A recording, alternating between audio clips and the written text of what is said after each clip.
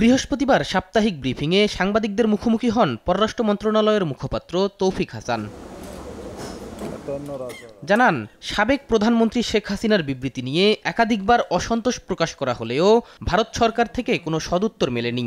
তবে তিনি যেন ভারতে বসে বক্তৃতা বিবৃতি দিতে না পারে সে বিষয়ে অনুরোধ করা হয়েছে বলেও জানান তৌফিক হাসান। এটি আসলে পররাষ্ট্র মন্ত্রণালয় একাধিকবার বাংলাদেশে নিযুক্ত যে ভারতীয় হাইকমিশনার এবং ভারত সরকারকে এটি জানিয়েছে।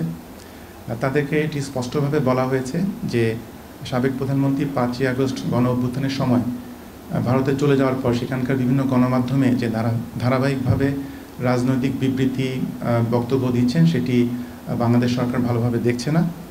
এই ব্যাপারে সরকারের তীব্র অসন্তুষ্টি প্রকাশের পাশাপাশি সাবেক প্রধানমন্ত্রীকে এ ধরনের বক্তব্য বিবৃতি প্রদান থেকে বিরত রাখার জন্য কিন্তু ভারত সরকারকে আহ্বান জানানো হয়েছে এবং একই সাথে এটি বলা হয়েছে যে আমাদের দুদেশের মধ্যকার যে ঐতিহাসিক সম্পর্ক, পারস্পরিক শ্রদ্ধাবোধ, এটির জন্য আসলে এই ধরনের বক্তব্য প্রদান থেকে তাকে বিরত রাখাটা খুবই জরুরি।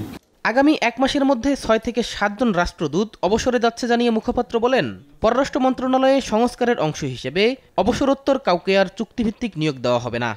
আগে দেখা যেত যে আমাদের যারা রিটায়ারমেন্টে যাচ্ছেন তাদের একটা এক্সটেনশনের একটা বিষয় ছিল চাকরির, তো সেটা কিন্তু এই মুহূর্তে আর করা হচ্ছে না। আপনারা জানেন ডিসেম্বরে প্রায় 7-8 জন রাষ্ট্রদূতের শেষ হয়ে যাচ্ছে এবং তাদের কিন্তু এক্সটেনশন হচ্ছে না।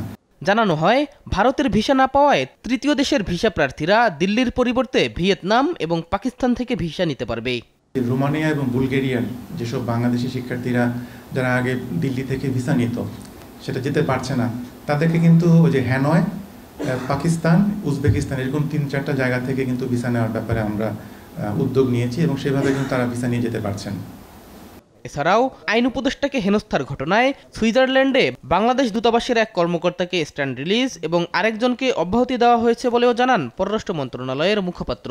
সবগুলো মিশনে আমরা নির্দেশনা পাঠিয়েছি যে ইন ফিউচারে যেন এই ধরনের প্রোটোকল এবং সিকিউরিটির ক্ষেত্রে সর্বোচ্চ সতর্কতা অবলম্বন করা হয়। শাহিদুজ্জামান সাকিব, দেশ টিভি, ঢাকা।